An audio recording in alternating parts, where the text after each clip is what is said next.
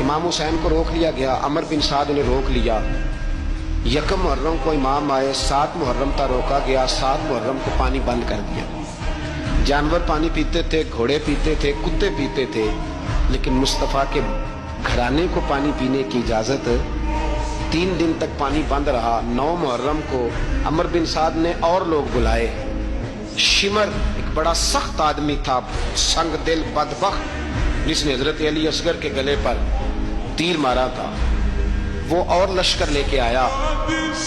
رات کو کہنے لگا امام حسین رضی اللہ تعالیٰ عنہ سے کہ بس بڑا ہو گیا، یہ 9-10 محرم کی درمیانی رات، یہاں آپ جنگ کریں گے یا آپ بیعت کریں گے، 2 ہی باتیں۔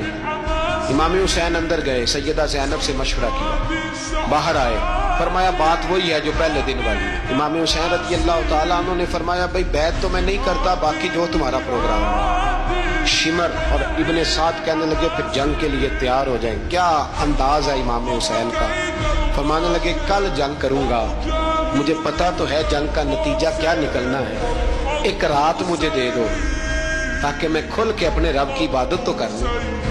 حسین نے جانا ہے، مجھے پتا ہے کل رزلٹ 72 اور 22,000 کا کیا، ایک رات مجھے دو، میں مالک سے راز نیاز تو کروں، میں گویا اس سے پوچھوں تو صحیح کہ مالک میرے والد بھی شہید ہیں، بھائی بھی شہید ہیں، نانا کو بھی دکھوں میں دیکھا ہے، تو اب میری باری ہے تو مالک میں حاضر ہوں، مجھے موقع تو دو، اس لیے کہ میرے نانا نے بدر میں بھی ساری رات عبادت کی تھی، صبح مجھے موقع دو۔ اور دنیا کا اصول ہے جب کوئی موقع مانگتا ہے تو دیا جاتا ہے۔ یہ دونوں کہنے لگے کوئی موقع نہیں۔ حر بن یزید پیچھے سے بولا، کہنے لگا نہیں بدتمیزی نہ کرو، حسین کو موقع دو، تمہیں دینا پڑے گا۔ موقع دیا۔ حر بن یزید نے پھر منت کی، کہا حضور آپ مہربانی کرے مان جائیں۔ فرمایا ماننے والا کھاتا کوئی نہیں، یہ بڑا مشکل کام ہے بھائی، ضمیر کا سودا اب تو عام ہو گیا، بازار لگتے ہیں، ریٹ لگتے ہیں، اپنی اپنی چاہتوں پہ لوگوں نے اپنے اپنے انداز سجائے ہوئے۔ کوئی آدمی بس اچھے طریقے سے نام لے لے تو بس ہم اس کے پیچھے چل جاتے ہیں، اب تو عام ہو گیا یہ معاملہ۔ امام حسین نے فرمایا ہو ہی نہیں سکتا، ممکن ہی نہیں ہے۔ ساری رات عبادت میں گزری، ریاضت میں گزری، تہجد کا وقت ہوا تو گھر والوں کو بلایا، فرمایا دیکھنا تمہاری سی کی آواز نہ باہر آئے، خبردار سی کی آواز نہ آئے۔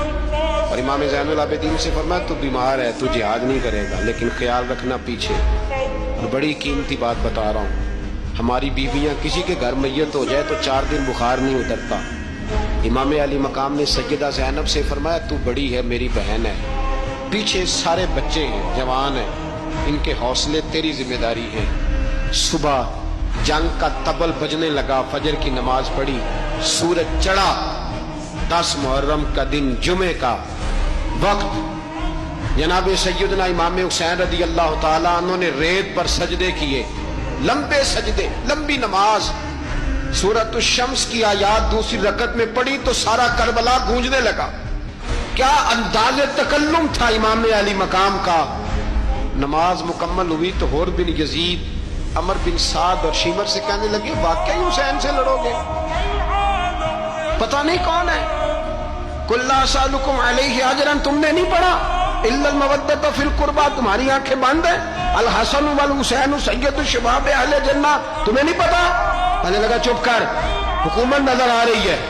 اور بن یزید کہنے لگے پھر میرا بھی فیصلہ سنو، مجھے حکومت نہیں چاہیے، مجھے جنت چاہیے۔